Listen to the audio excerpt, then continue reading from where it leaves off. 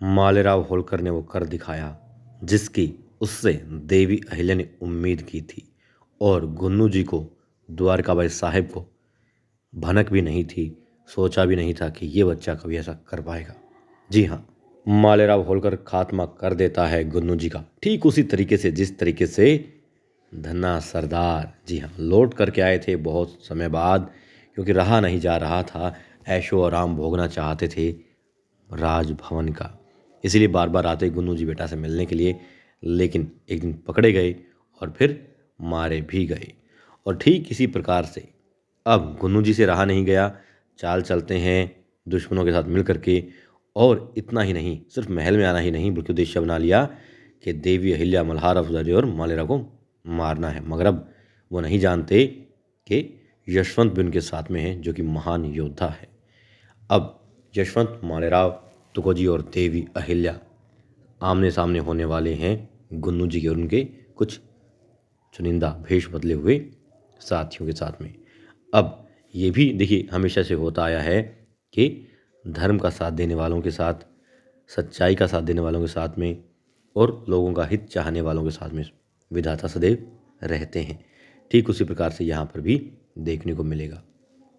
और उन लोगों में इतना कलेजा नहीं है कि सामने से वार करें, षड्यंत्र रच रहे हैं, धुआं करके दम घुट जाए ये सोच करके इनको मारना चाहते हैं, मगर मारा जाएगा गुन्नू जी। जी हाँ, अब मालेरा वो कर दिखाएगा जिसकी देवी अहिल्या ने उसमें झलक देख ली है। वो जानती हैं कि वीर है, वो ये चीज़ दिखा चुके हैं पहले भी, जी हाँ, गंगूबा तात्या को भी, कि मालेराव बच्चा नहीं है, हथियार चलाना अच्छे से जानता है।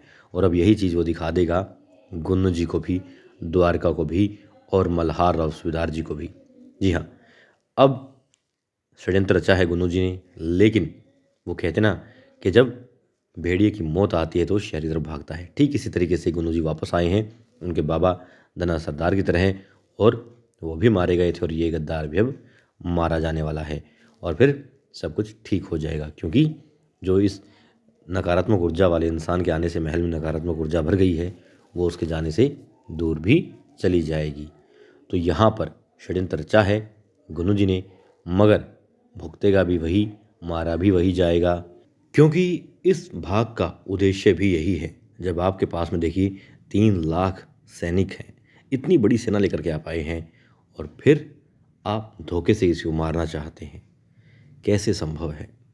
क्या कोई इतना मूर्ख हो सकता है कि वो इंतज़ार करे उसे कोई धोखेबाज इंसान आकर के कोई ऐसी धोखे वाली योजना बताएगा, तब वो किसी का खात्मा करेगा? तो इतनी बड़ी सेना लेकर के आया ही क्यों है? क्योंकि क्या भनक नहीं लगी होगी? क्या पता नहीं चला होगा कि इतनी बड़ी सेना आ चुकी है? क्या वो लोग सजग नहीं हुए होंगे? हालांकि यहाँ नहीं दिखाया गया कि इतने सजग वो लोग हो गए हैं, पता चल गया है, लेकिन वो इतनी गंभीरता से उन लोगों ने इस बात को नहीं लिया। खैर, यहाँ पर मालेराव गुन्नू जी का खात्मा कर देंगे, उनका अध्याय बिल्कुल अब समाप्त कर देंगे, ना कि सिर्फ बंद, बल्कि अच्छे तरीके से पुस्तक उनके अध्याय की फेंक दी जाएगी। और यहाँ पर जो 3 लाख सैनिक लेकर के आया है, वो जानता है कि मल्हार और सुधार जी वास इतने सैनिक नहीं हैं, और उनके पास इतना बड़ा साम्राज्य है, तो मालवा में इतने सैनिक नहीं हैं, और फिर भला वो हमला नहीं कर रहा है, तो उसका भी औचित्य यही है, या मकसद नहीं है, लेकिन फिर भी यहाँ पर वो कारण बनेगा गुन्नू जी की मृत्यु का, और सहरा बंधेगा इस प्रतिशोध का, इस गुन्नू जी गद्दार की मृत्यु का मालेराव होलकर के सिर पर। और यकीनन यदि ऐसा हो जाता है तो फिर और भी ज़्यादा नज़दीक आ जाएंगे, और भी ज़्यादा एक दूसरे के प्रति जो समझ है वो विकसित हो जाएगी, भरोसा विश्वास कायम हो जाएगा देवी अहिल्या और मालेराव के बीच में।